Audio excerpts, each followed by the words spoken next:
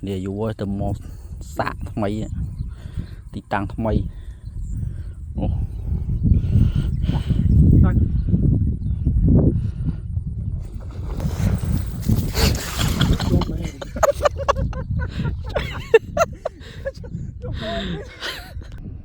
ចាច្រាស់ហ្នឹងស្រុកដោះលឹងរេថាចុយមកជួបថ្ងៃមុនដល់កចាច្រាស់អូតាមក្រោអត់ឡងចូលបានមកអេមហ្នឹងមានកញ្ចុះមានឆ្លាំងទៀតទេអូលោតគ្រប់ហើយចាញ់ចាស់